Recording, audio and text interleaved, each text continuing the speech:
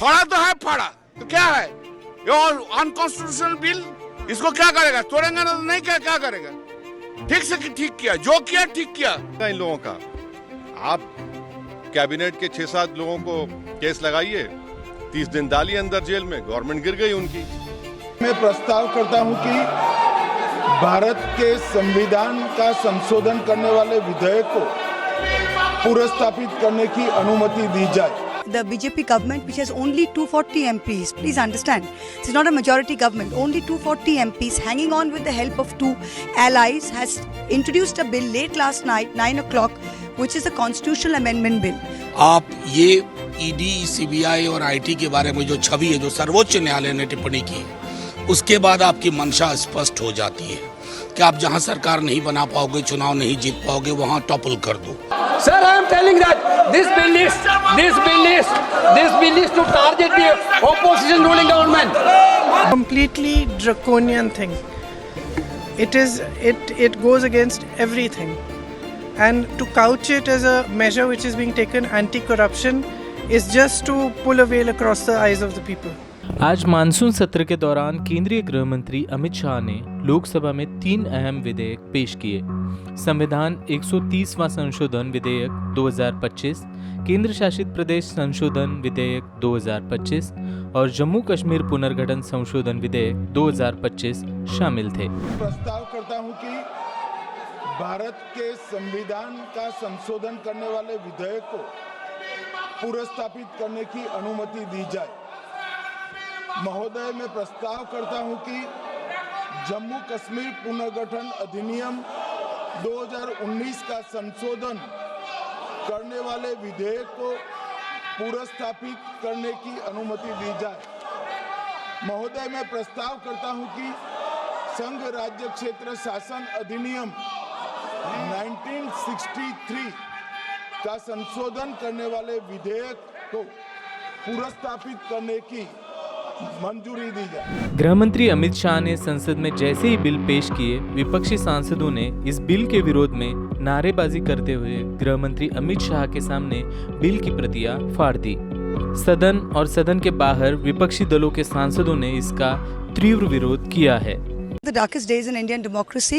Late last night, the BJP government, which has only 240 MPs, please understand, this is not a majority government, only 240 MPs hanging on with the help of two allies, has introduced a bill late last night, 9 o'clock, which is a constitutional amendment bill. The opposition has said right from last year that संविधान खतरे में है. Today we have been proven right. आज देखिए अमित शाह जी, देश के home minister कैसा डर गए। पहले तो वो अंदर हमारे लिए 6 महिला मार्शल और पता नहीं कितने मार्शल्स भेजे ऑपोजिशन के लिए, फिर डर के मारे बुज़दिल का जैसा 4th रो में जाके बैठे। जो एक होम मिनिस्टर, देश का होम मिनिस्टर अपने सीट में बैठ के फर्स्ट रो में एक कॉन्स्टिट्यूशनल अमेंडमेंट लाने के लिए डरता है, वो हमारे डर से, विपक्ष के डर से 4था रो में जाके बैठ के वो कॉन्स्टिट्यूशनल अमेंडमेंट ला रहे हैं। उसका क्या मॉरल अथॉरिटी है कॉन्स्टिट्यूशनल अमेंडमेंट लाने? अमित शाह द्वारा पेश किए गए विधेयकों में ये प्रावधान है कि अगर किसी राज्य का मुख्यमंत्री या कोई भी राज्य मंत्री जेल में 30 दिन तक हिरासत में रहता है तो राज्यपाल या केंद्र शासित प्रदेशों के लेफ्टिनेंट गवर्नर उन्हें बर्खास्त कर सकते हैं। यह संशोधन प्रधानमंत्री पर भी लागू होगा, यानी राष्ट्रपति को यह अधिकार होगा कि वे प्रधानमंत्री को बर्खास्त कर सके।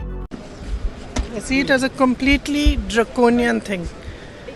It goes against everything, and to couch it as a measure which is being taken anti-corruption is just to pull a veil across the eyes of the people, because what it basically allows a government to do is to put you don't even have to be convicted. Tomorrow you can put any kind of case on a chief minister and put him in jail for have him arrested for 30 days without even him being convicted, and then he ceases to be chief minister. कोई MP फाड़ा है, उसके लिए हम नहीं फाड़ा है, लेकिन वो छोड़ो, फाड़ा तो है, फाड़ा तो क्या है ये अनकॉन्स्टिट्यूशनल बिल, इसको क्या करेगा? तोड़ेंगे ना तो नहीं, क्या करेगा?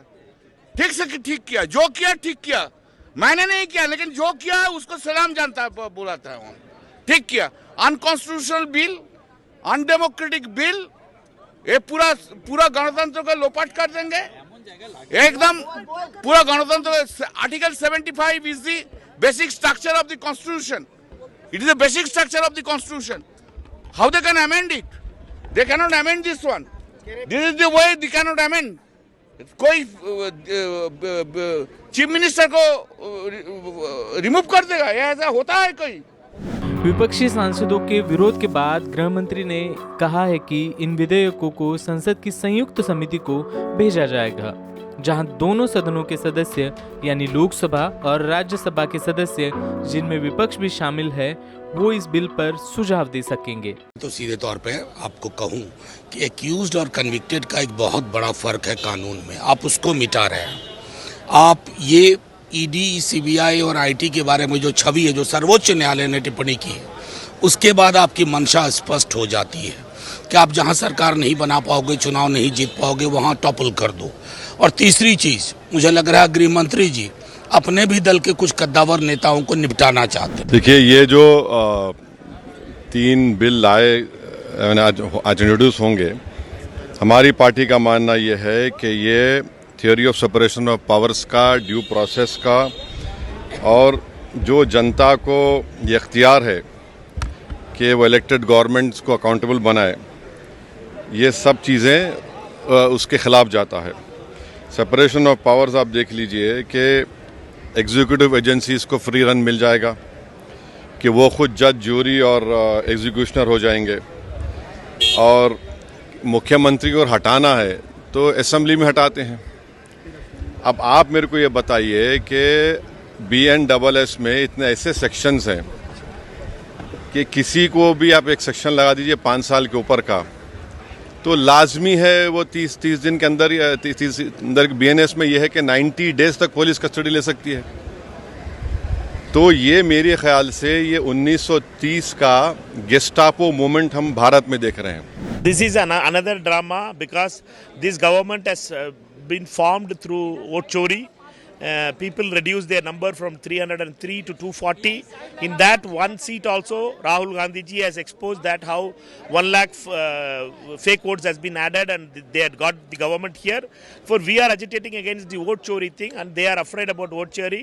Then Rahul Gandhi ji as leader of opposition has gone to Bihar for SIR issue, which is another part of the vote chori thing.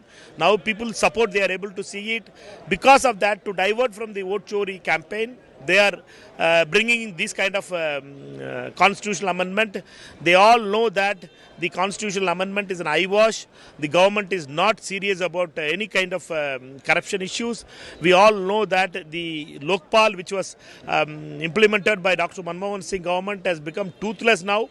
It has become without table chair. The office is being run in Lokpal. Completely, the government of India, particularly led by Mr. Amit Shah and Modi, has become more organized on scientific corruption, and they don't have any right to speak about corruption in this time.